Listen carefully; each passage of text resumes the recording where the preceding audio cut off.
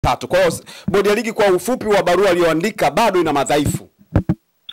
Ina udhaifu kwa sababu uwezo kumuingiza rais tu kienyeji tu, hata utaji kwamba anayehusikaje. Unaweka tu picha. Lazima kuwe kuna maelezo kwamba rais amekutana na hawa na hawa, wamezungumza na nini, hata usiseme kilichoamuriwa, lakini lazima ueleze kwamba rais amekutana na pande zote mbili, wamezungumza na nini, ili ionekane involvement ya rais na busara zake, hata kama ieleze alishauri nini, lakini ionekane kwamba kulikuwa na involvement ya serikali na rais na kufikia maamuzi fulani. Kama bodi ya ligi inatuambia kwamba mechi imepangwa bila kueleza hayo, ina maana bado tutakuwa na wasiwasi. Sasa tunasimamia wapi? Manake suluhisho tumeona hata la Feitoto mheshimiwa rais aliushauri ikafatwa na Feitoto akafanikiwa kwenda na uhuru na kuelekeza kipaji chake. Wala lilikuwa ni kubwa zaidi kuliko hata la Feitoto, kwa sababu hili alihusiana tu timu moja, linahusiana na mustakabali wa ligi yetu, mustakabali wa kwa maana mpira wetu wa miguu. Kwenda kwenye mamlaka ya serikali, tutakuwa tumepata dawa au tumefunika dawa ambayo baadaye kiumuka linaweza likatoka bomu lingine hapo baadaye. Tumeona picha za mheshimiwa rais wa Jamhuri ya Muungano wa Tanzania Mama Samia Suluhu Hassan akiwa amepiga picha na viongozi wa timu hizi mbili. Kuna uongozi wa Simba ukiongozwa na Mangungu ambaye ni mwenyekiti wa klabu ya Simba, lakini kwa upande wa Yanga tumemwona, kwa sababu Engineer Said yupo nchini, tumemwona Arafat Haji kama mwakilishi wa klabu ya Yanga, kama makamu wa rais wa klabu ya Yanga. Tumemwona akipiga picha na mheshimiwa rais. Ingawaje hakuna maelezo yoyote kwamba pengine tu wamefikia maamuzi fulani, lakini tumeona picha ambazo zimesambaa ni kwamba serikali imeingilia katikati na mwisho wa siku kutoa kwa maana ya kama kiashiria kwamba swala hili sasa limeshakamilika, kwa sababu serikali ndio ambayo imefanya initiative yote hii ya kuhakikisha mambo yote yanakaa sawa sawa. Taarifa ilitakiwa ieleze hayo yote kwamba bwana, tumekutana na mheshimiwa rais, tumezungumza na ametushauri hivi na hivi, na tunakubaliana kwamba sasa bwana tucheze mechi.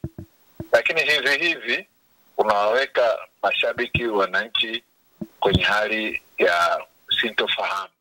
Usitegemee kwamba rais atakuwa anahusika kila siku. Lazima tuimarishe vyombo vyetu vya maamuzi, vyombo vyetu vya haki na mifumo yetu ya maamuzi, ili tusiwe tunaenda kwa rais kila siku. Tumeenda kwa Feitoto, mtu mmoja. Mwanamichezo mwenzangu popote pale ulipo, karibu sana. Hii ni Like Media. Ni sehemu pekee ambapo unaweza kupata taarifa mbalimbali za kimichezo kutoka hapa nyumbani Tanzania. Juu ya yale yote ambayo yanajiri kutoka katika vyanzo mbalimbali vya kimichezo utapata hapa. Tuna taarifa nyingi sana ya kuweza kukufikia hapo, lakini moja kati ya taarifa muhimu sana ni ile barua kutoka bodi ya ligi ambayo imetumwa kwa maandishi ikitoa ripoti kuhusiana na mchezo wa dabi ya Kariakoo, kwa maana ya kusogezwa mbele mchezo huo. Sasa kikubwa nisome hii taarifa kwa faida ya msikilizaji na mtazamaji wa Like Media ili aweze kuona kilichoandikwa na bodi ya ligi. Bodi ya ligi imeandika taarifa kwa vyombo vya habari, na hii ni taarifa kwa umma juu ya taarifa hii ambayo umma inatakiwa kufikia na kujua juu ya mkanganyiko ambao ulikuwepo wa dabi ya Kariakoo ambayo itakiwa kuchezwa tarehe 15 ambao ni kwa Jumapili, lakini umesogezwa mbele. Sasa bodi ya ligi inasema hivi: bodi ya ligi kuu Tanzania bara TPBLB imesogeza mbele mchezo namba 184 wa ligi kuu ya NBC kati ya klabu ya Yanga na Simba ambapo ulipangwa kufanyika kwenye uwanja wa Benjamin Mkapa Juni 15 mwaka 2025 kuanzia saa 11 jioni. Mchezo huo sasa utafanyika Juni 25 mwaka 2025 kwenye uwanja wa Benjamin Mkapa kuanzia saa 11 jioni. Bodi inazitakia maandalizi mema klabu za Yanga na Simba kuelekea mchezo huo. Imetolewa na idara ya habari na mawasiliano bodi ya ligi kuu Tanzania bara TPBLB Juni 13 mwaka 2025. Hiyo ndo taarifa ambayo imetoka ndani ya bodi ya ligi ikitangaza mchezo huo kuahirishwa mpaka kwa maana kusogezwa mbele mpaka tarehe 25 mwezi huu. Dabi ya Kariakoo tayari imetangazwa, na kwenye line nipo na katibu wa zamani wa TFF Angetile Osea, tuweze kuzungumza naye juu ya hiki ambacho kimefanyika. Na utakuwa nakumbuka miongoni mwa watu ambao ni waasisi wa bodi ya ligi juu ya mawazo na kuanzisha kwake alikuwa ni Angetile Osea. Taarifa kutoka bodi ya ligi imeshatangaza kuhusiana na mchezo huu kufanyika tarehe 25. Niko naye hapa hewani ili tuweze kuzungumza naye. Mheshimiwa Angetile Osea. Naam, nimefurahi kuongea na wewe katibu wa zamani wa TFF kuhusiana na mchakato huu ambao umeendelea mpaka leo. Taarifa tarehe 13 inasema kwamba mchezo unasogezwa mbele, wakati muda mchache uliopita tulikuwa tunategemea kwamba mchezo unaenda kuchezwa tarehe 15. Umepokeaje taarifa hii kama katibu wa TFF wa zamani? Mimi nadhani wamesogeza mbele ndio, lakini naona kinacho misi bado ni matakwa ya Yanga. Yanga walishasema kwamba hawawezi kucheza mechi hiyo mpaka matakwa yao manne yatimizwe. Sasa wakitoa taarifa hiyo bila kuonyesha hayo matakwa yametimizwa vipi, I don't know, lakini labda wamezungumza wenyewe na bodi ya ligi na Yanga, lakini kama hayajazungumzwa, sisi tulio nje tunaona bado kuna matatizo. Kwa hiyo bado kutokana na taarifa ya bodi ya ligi unatamani kusikia taarifa ya Yanga inasemaje kuhusiana hiki? Of course, kwa sababu kama wamekubaliana, Yanga watasema kweli tumekubaliana mechi itachezwa 25. Lakini kama hawajakubaliana, Yanga watasema kwamba bwana masharti yetu tuliotoa ni haya manne, kwamba wale waliotakiwa kujiuzuru wajiuzuru, kwamba kamati ya usimamizi na uendeshaji wa ligi ivunjwe, ile jingine ni la muda mrefu la kamati kuna masuala mengi wameyazungumza. Kwa hiyo kama hayo hayajatimizwa, wenyewe walisema kwamba hawatakubali kuingia uwanjani, yale matatu ya kwanza yatimizwe, ile jingine la kuunda upya bodi ya ligi ndio lichukua muda mrefu. Kwa hiyo kama bodi ya ligi inatuambia kwamba mechi imepangwa bila kueleza hayo, ina maana bado tutakuwa na wasiwasi. Tumeona picha za Mheshimiwa Rais wa Jamhuri ya Muungano wa Tanzania Mama Samia Suluhu Hassan akiwa amepiga picha na viongozi wa timu hizi mbili. Kuna uongozi wa Simba ukiongozwa na Mangungu ambaye ni mwenyekiti wa klabu ya Simba. Lakini kwa upande wa Yanga tumemwona, kwa sababu Engineer Said yupo nchini, tumemwona Arafat Haji kama mwakilishi wa klabu ya Yanga, kama makamu wa rais wa klabu ya Yanga. Tumemwona akipiga picha na Mheshimiwa Rais. Ingawaje hakuna maelezo yoyote kwamba pengine tu wamefikia maamuzi fulani, lakini tumeona picha ambazo zimesambaa ni kwamba serikali imeingilia katikati na mwisho wa siku kutoa kwa maana ya kama kiashiria kwamba swala hili sasa limeshakamilika, kwa sababu serikali ndio ambayo imefanya initiative yote hii ya kuhakikisha mambo yote yanakaa sawa sawa. Mimi naamini kwamba inawezekana kabisa kwamba serikali kwenda kuweka suluhisho ya nini kifanyike. Ndio. Lakini taarifa ilitakiwa ieleze hayo yote, kwamba bwana tumekutana na Mheshimiwa Rais, tumezungumza na ametushauri hivi na hivi na tumekubaliana kwamba sasa bwana tucheze mechi. Lakini hivi unaweka mashabiki, wananchi kwenye hali ya sintofahamu, hawajui nini kinachoendelea. Lazima uwe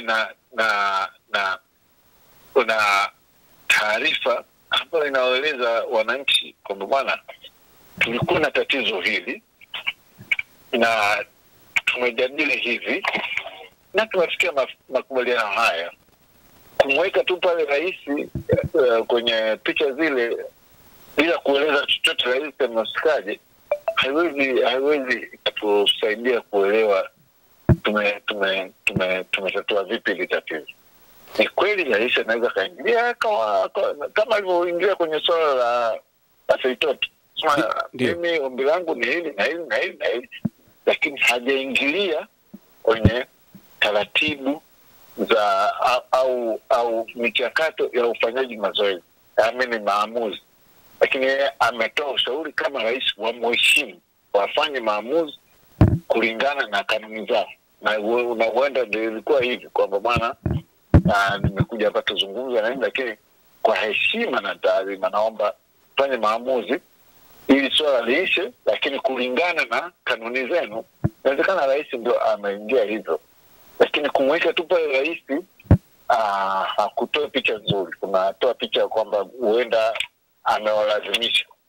Unaona? Kwa hiyo ni lazima hivi vitu tunapokwenda kuviamua tufikie sehemu ambayo tunaheshimu pande zote.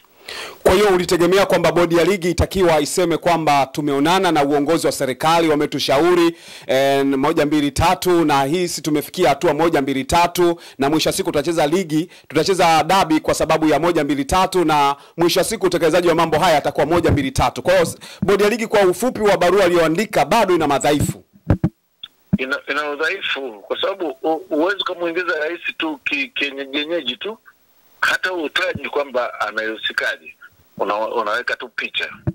Lazima kuwe kuna maelezo kwamba rais amekutana na hawa na hawa, wamezungumza na nini na nini. Hata usiseme kilichoamuriwa, lakini lazima ueleze kwamba rais amekutana na pande zote mbili, wamezungumza na nini, ili ionekane involvement ya rais na busara zake.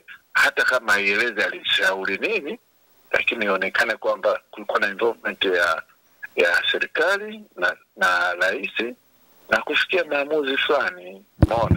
Au watakuwa au katibu watakuwa naogopa kwamba pengine wakimuingiza rais huko itakuwa ni sehemu kama kuingilia mpira wa miguu, kiasi ya kwamba FIFA waweza kafikiri kwamba kuna ulazima wowote ambao umetumika na nguvu ya serikali, kwa hiyo tukafungiwa. Kwa pengine wanachukua tahadhari kila mahala, maana yake tunaenda kuandaa CHAN na AFCON. Hapana. Yani intervention ya serikali ni pale inapofanya maamuzi yenyewe. That is intervention. Ndio. Lakini kama kuna ushauri wa kufanya maamuzi, alafu nyinyi mkafanya kulingana na kanuni zenu, hakuna intervention. Unaona? Kwa hiyo it is not about serikali yani sio intervention ya kuwa pale tu kwamba mmeshindwa kufanya maamuzi, serikali inafanya maamuzi. Na hiyo ingetoka Ikulu, isingetoka kwa bodi ya ligi.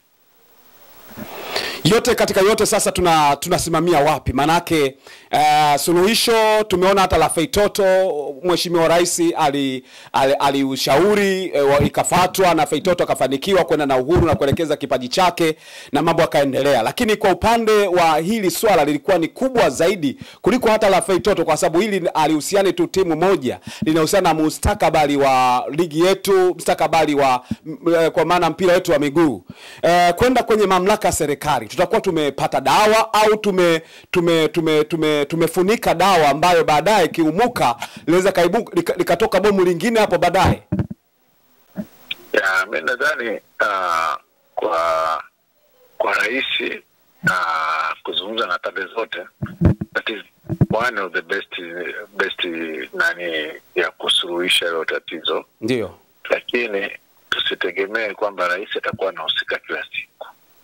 Lazima tuimarishe vyombo vyetu vya maamuzi, vyombo vyetu vya haki na mifumo yetu ya maamuzi, ili tusiwe tunaenda kwa rais kila siku. Tumeenda kwa Feitoto, mtu mmoja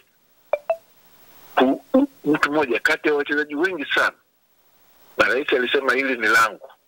Hakusema hili ni la taifa. Alisema hili ni langu. Umeona? Kwa hiyo hata kuwa rais anaingia kila siku haitawezekana.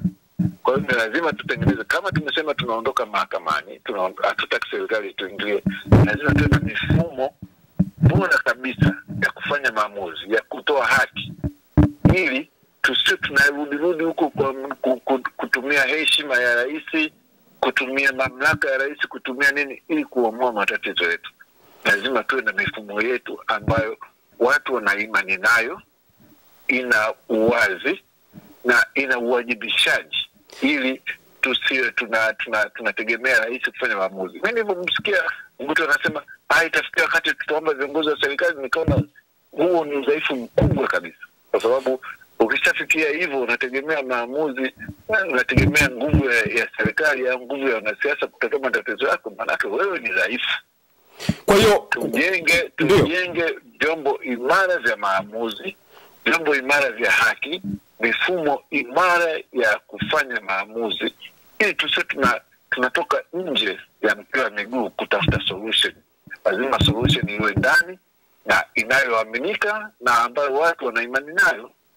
Katibu wa zamani wa TFF Angetile Hosea, umezungumza swala ambalo mimi nimekuwa nikizungumza mara kwa mara, angalau umelisogelea kuizungumzia kwa picha ambayo inaonekana. Mimi nimekuwa nikitoa mawazo mara nyingi katika maeneo tofauti ya kwamba tuwe na mahakama ya usuluhishi wa kimichezo nchini Tanzania ambayo ina hadhi ya kasi hapa Tanzania, ambapo wenzetu Kenya tayari wana mahakama hiyo, Uganda wao katika process ya kuwa na mahakama hizo, lakini Tanzania kwa migogoro hii ambayo tumeipata, sasa tunaweza kusema kwamba ni hatua sasa tupeleke maombi au maoni au proposal kwa serikali kwamba tuwe na mahakama ambayo kama Yanga watahisi wameonewa ndani ya vyombo vya TFF, kuna sehemu ya kupumulia ambapo kuna mahakama ya kimichezo ambayo itahusisha michezo yote Tanzania. Hii unalionaje wewe? Na nilishalizungumza muda mrefu sana, ndio ni lazima tuwe na, sababu wa Kenya walivyopata migogoro yao walienda wakarekebisha sheria ya baraza la michezo, ndio wakatengeneza hizo na wali highlight moja, wali highlight hiyo ya sports dispute resolution, sports resolution, alafu wakatengeneza pia ya DOP ambayo ni ya matumizi ya madawa ya kuongeza nguvu. Ndio. Umeona? Sisi bado sheria yetu hai-address hizo tatizo, hayo matatizo. Lakini Wakenya wamesha-address kwenye sheria yao ya michezo, sheria ya baraza la michezo, wame-address, wametengeneza hiyo dispute resolution na wametengeneza hiyo ya DOP. Lakini sisi ikizazef hakujatokea kitu chochote toka sheria ya michezo itengenezwe. Yaani sisi tupo tu, tunaona kama vitu vikianza tunaona sawa. Every problem inapotokea, we don't learn from it. We have to learn from every problem that is arising kwenye maisha ya kila siku ya michezo. Kwa hiyo tunahitaji kuwa na kasi yetu hapa. Ndio. Na tunatajua tutengeneze hiyo kasi inatengenezaje. Na tunao wataalamu. Mtu kama Peter Mshikilwa ni mtaalamu, yuko ameshiriki kutengeneza hiyo ya Kenya, anazunguka Afrika nzima kushughulikia hiyo tu. Lakini sisi ambaye tunaye Peter Mshikilwa hatumtumii. Unaona? Yaani tunaona mambo yakienda vizuri tunaona sawa. Yakiharibika tunaangalia tutafanya nini? Yakirekebishika kidogo tunasahau. That is the problem. Kwa maana watu wanatengeneza katiba za ajabu ambazo zinakiuka kabisa haki, lakini tunaona sawa tu. Ikitokea matatizo ndio tunaanza kujiuliza hivi kwaje. Hawa watu ambao wanapitisha katiba za vyama wanafanya kazi gani kama katiba inapitishwa ambayo inakiuka kabisa haki za watu wa michezo? Lakini wapo tu, katiba inakwenda na ikifika uchaguzi tunaona kabisa hii katiba ni mbovu, alafu eti kuna watu walipitisha, watu wa serikali walipitisha hapo. Yote katika yote tumeona sasa katika mpira wa miguu ndo mgogoro ambao umetikisa sana. Bila shaka kwenye boxing, bila shaka kwenye riadha, bila shaka kwenye basketball na maeneo mengine pia kuna udhaifu mkubwa wa masuala haya. Pengine watu wanahukumiwa au wanazuiliwa kufanya vitu ni kwa sababu hakuna hizo mahakama. Inawezekana ni jibu la masuala ya mambo mengi ambao pengine tulikuwa tuyajui huko katika michezo tofauti. Yani sawa kabisa. Yani tukitengeneza dispute resolution body Ndio. itatatua matatizo mengi sana, kwa sababu hapa sasa hivi kwenye mpira wa miguu kuna watu wengi wamefungiwa maisha kwa sababu za kijinga tu. Kwa sababu za kijinga tu, yani ukisema ni kuwezesha wako, kuna watu wamefungiwa maisha kujihusisha na mpira wa miguu kwa sababu za kijinga. Na unapomfungia mtu maisha, ina maana huyo ni hatari sana kwenye michezo.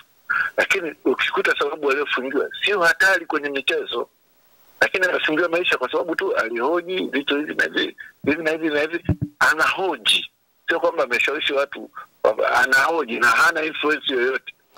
Hapo utakuwa unazungumzia hapo, na utakuwa unazungumzia Richard Wambura, bila shaka pia naye anahusika kwenye hilo.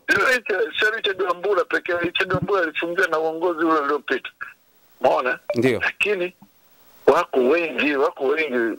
Adhabu za kufungiwa maisha Tanzania ni nyingi kuliko nchi zingine zote duniani, kwa sababu ya siasa za mpira. Yani mtu anaona huyu ni hatari kwangu, anaiambia kamati ya maadili ifungie maisha. Na tulisema tulete wanasheria kwenye mpira wa miguu watusaidie, na hao wanasheria, kwa sababu tunajua walishajijengea heshima kwenye taaluma yao, hawatakubali kuja kupoteza heshima yao kwenye mpira wa miguu. Ni kitu cha ajabu kwamba wanakubali kupoteza heshima yao kwenye mpira wa miguu, wanawafungia watu kwa kupewa maagizo na watu fulani. That is very bad. Kwa hiyo unahisi kwa hiyo professionalism lazima iheshimiwe. Yani kama mtu mwanasheria unaletwa kwenye football, usaidie football, lazima uheshimu profession yako. Usifungie watu kwa sababu unaagizwa na mtu fulani. Ufungie watu kwa sababu anastahili kufungiwa. Kwa hiyo leo wanafungia kwa sababu wameagizwa kumfungia huyu maisha miaka 5, miaka mingapi, kwa sababu tu wameagizwa. Wewe ni mwanasheria. How do you do it? Kwa hiyo mahakama ya kimichezo kiwepo itakuwa ni jibu, kwa sababu itakuwa iko huru kabisa na itaweza kusolve matatizo ambayo hata Yanga ilikimbilia kasi. Kwa hiyo Yanga ingeweza kutumika kwenye mahakama hiyo. Bila shaka itakuwa ni solution ya mambo yote. Itakuwa ni solution kwa sababu the way ile dispute resolution chamber inavyoundwa, haiundwi kwa kumwangalia tu huyu ni fulani. Unamwangalia mtu ambaye ana heshima kwenye society, amefanya hivi na hivi, hana matandukado na nini, ni judge. Mtu amefikia level ya ujaji, hawezi akaenda kufanya mambo ya kipuzi eti kwa ajili ya kumsaidia mtu fulani. Anafanya mambo kwa sababu anajua katika miaka yake yote, tena ni retired judge. Ndio. Kwa sababu anajua katika miaka yote aliyofanya kazi, hajawahi kufanya upuzi. Hawezi tena kufanya upuzi wakati wa retirement period. Ni mtu ambaye anataka aendelee kujenga heshima yake mpaka anapofariki.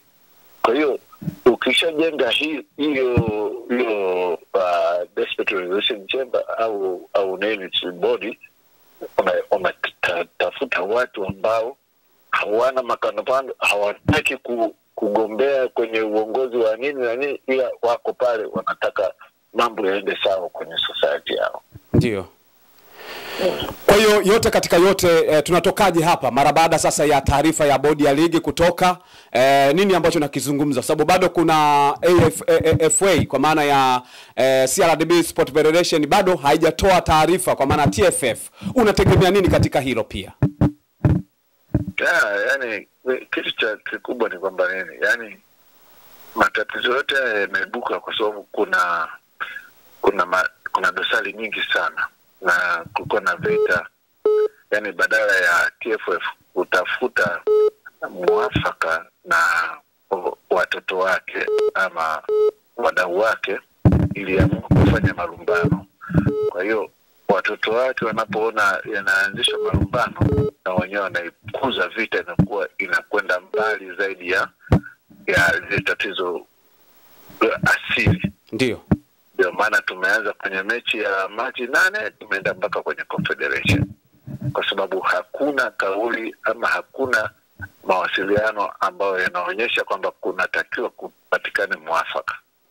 Kwa hiyo mimi ninachoshauri ni kwamba mamlaka kwa maana ya bodi ya ligi na TFF vikubali kwenda chini kutafuta solution ya matatizo haya ili tupate kuendelea mbele, badala ya kutafuta nani ni mbabe, nani sio mbabe, nani ana haki na nani ana haki. Lazima watu wakubali kwenda chini, wakubali kujadili masuala haya katika level ya chini kabisa na kuibuka na statement ya pamoja ambayo itaunganisha wanamichezo wote, na mambo mengine yote yataendelea bila matatizo. Nikushukuru sana katibu mkuu wa zamani wa TFF kwa maana ya Angetile Osea. Umeongea vizuri sana na umetoa ushauri ambao kama naamini kama wataufuata kama bodi ya ligi, TFF, lakini pia na wadau, hasa katika kufuatilia kuhakikisha kwamba mahakama ya usuluhishi michezoni kwa hapa Tanzania inapatikana, ni jambo ambalo litakuwa ni jema sana. Nikushukuru sana na tutakutafuta wakati mwingine ili uendelee kutupa michango ambayo ni ya uzoefu na kufahamu vizuri michezo. Asante sana. Naam, nilikuwa nazungumza na katibu wa zamani wa TFF kwa maana ya Angetile Osea, ambaye amezungumza mengi sana kuhusiana na kila ambacho kimetokea kwa maana ya serikali kuingilia kati, na inaweza tukasema serikali kuingilia kati, kutoa ushauri na vitu kama hivyo, ni kwa sababu tumeona picha za mheshimiwa rais wa Jamhuri ya Muungano wa Tanzania akiwa na pande zote mbili, kwa maana ya Simba, Yanga, wote wakiwa pamoja, lakini hatujaona TFF, hatujaona bodi ya ligi, lakini tumeiona taarifa ambayo inaonyesha kwamba mchezo utachezwa tarehe 25